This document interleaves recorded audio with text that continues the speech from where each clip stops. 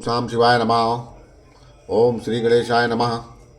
श्री शिव महापुराण के विद्येश्वर संहिता का अब 22वां अध्याय, जिसमें हम वर्णन करेंगे शिव नैवेद्य भक्षण का निर्णय एवं बिल्लव पत्र का महत्व। ऋषि जी कहते हैं, अग्राहाम शिव नैवदमिति पूर्व सुतम बचा ब्रूहि तन्निर्णम बिल्लव महात्म्यपि सुन्मुने। हे महामुने, हमने पहले सुना है कि भगवान शिव को अर्पित किया गया नैवेद्य अग्राहा होता है, अतएव नैवेद्य के विषय में निर्णय और बिल्लव पत्र के महत्व का भी वर्णन कीजिए, उसका महत्व बताइए। तब सूत जी कहते हैं कि शृणुधवम मुनियः सर्वे सावधानतयानुधुना सर्वबाधामि संप्रीत्या धन्यायूयं शिवव्रतः। हे मुनियों, अब आप सब सावधानी से सुने, मैं प्रेम पूर्वक सब कुछ कह रहा हूँ। आप लोग शिव व्रत धारण करने वाले हैं, अतः आप लोग धन्य हैं। शिव भक्ता शुचि शुद्धा सदव्रती दृढ़ निश्चया बच्चे छ विनय वेदम तदेतया जेद ग्रहा भवानाम। जो शिव का भक्त पवित्र शुद्ध सदव्रती तथा दृढ़ निश्चयी है, उसे शिव नैवेद्य अवश्य ग्रहण करना चाहिए और अग्राहा भावना का त्याग कर देना चाहिए। दृष्ट्वापि शिव नैवेद्यम यान्ति पापानि दूरतः भुक्ते तु शिव नैवेद्ये पुण्यानायन्ति कोटिशा।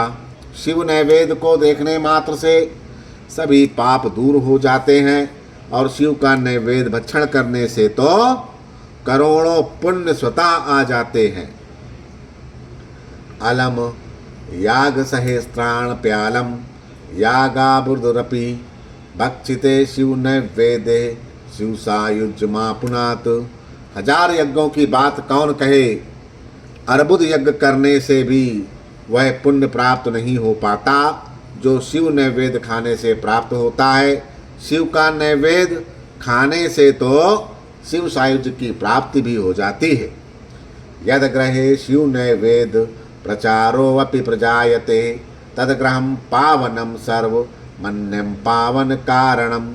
जिस घर में शिव को नैवेद्य लगाया जाता है या अनंत से शिव को समर्पित नैवेद्य प्रसाद रूप में आ जाता है, वह घर पवित्र हो जाता है और वह अन्न को भी पवित्र करने वाला हो जाता है। आगतम शिव नैवेद्यम गहीत्वा शिरसा मुदा भक्षणीयम प्रयत्नेन शिव स्मरण पूर्वकम। आए हुए शिव नैवेद्य को प्रसन्नता पूर्वक सिर झुकाकर ग्रहण करके भगवान शिव का स्मरण करते हुए उसे खा लेना चाहिए। आगतम शिव नैवेद्य मन यदा ग्रहामित्यपि विल्लमे पाप संबंधो भवत्येव ही मानवः। आए हुए शिव नैवेद्य को दूसरे समय में ग्रहण करूँगा, ऐसी भावना करके जो मनुष्य उसे ग्रहण करने में विलंब करता है उसे पाप लगता है। ना यस्य शिव नैवेद्ये ग्रहणेच्छा प्रजायते सा पापास्थि गरिष्ठि स्याय नरकम यद्यपि ध्रुवम। जिसमें शिव नैवेद्य ग्रहण करने की इच्छा उत्पन्न नहीं होती, वह महान पापी होता है और निश्चित रूप से नरक को जाता है। हृदय चंद्रकांते चा स्वर्ण रूप्यादि निर्मते शिव दीक्षावता भक्त नेदम बच्चामिति अर्थते।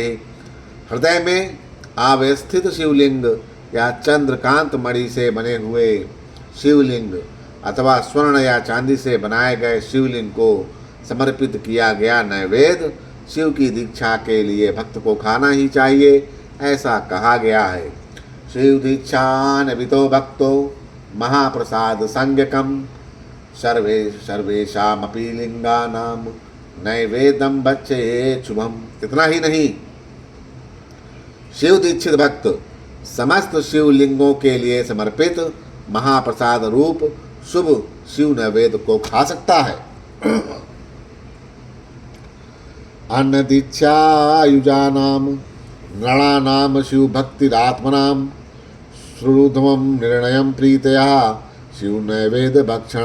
जिन मनुष्यों ने अन्य देवों की दीक्षा ली है और शिव भक्त की भक्ति में वे अनुरक्त रहते हैं, उनके लिए शिव ने वेद के भक्षण के विषय में निर्णय को प्रेम पूर्वक अब साफ साफ सुने।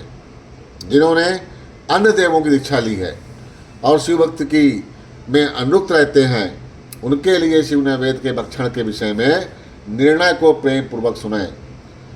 शालग्रामो द्रवे लिंगे रसलिंगे तथा ध्वजा पाषाणे राजते स्वर्णे सुरसिद्धं प्रतिष्ठति। कश्मीरे स्फाटिके रत्ने कश्मीरे स्फाटिके रातने ज्योतिर्षलिंगेषु सर्वशः चंद्रयानम समम प्रोक्तम शंभो नैवेद भक्षणम। हे ब्राह्मणों, शालग्राम में उत्पन्न शिवलिंग, रसलिंग या पारदलिंग, पाषाणलिंग, रजतलिंग, स्वर्णलिंग, देवों और सिद्ध मुनियों के द्वारा प्रतिष्ठित शिवलिंग, केसर के बने हुए लिंग, स्फटिक लिंग, रत्नलिंग और ज्योतिर्लिंग आदि समस्त शिवलिंगों के लिए समर्पित नैवेद्य का भक्षण करना चंद्रायण व्रत के समान फल देने वाला कहा गया है। ब्रह्मापिषि शुचि भूत्वा निर्मल्यम यस्तु धारेत भक्षित्वा दुतम तस्य सर्व पापम प्रणश्यति।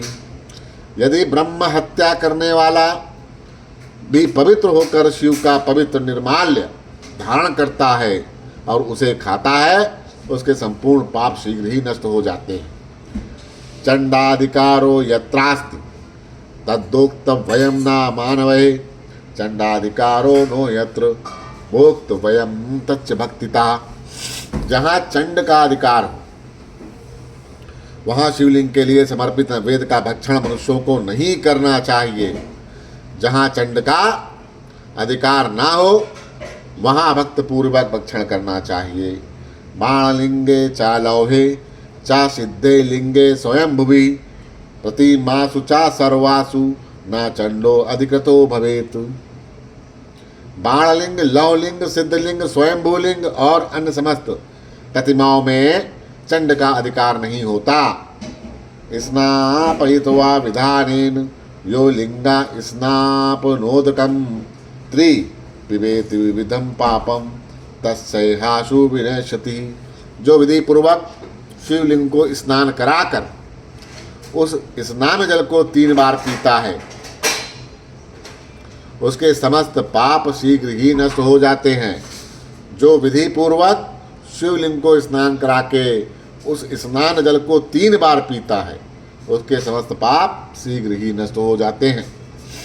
अग्राहम शिव नैवेदम पत्रम पुष्पम फलम जलम शालग्राम शिला संगात सर्व याति पवित्रताम। चंड के द्वारा अधिकृत होने के कारण अग्राहा शिव नैवेद्य पत्र पुष्प फल और जल, यह सब शालग्राम शिला के स्पर्श से पवित्र हो जाते हैं।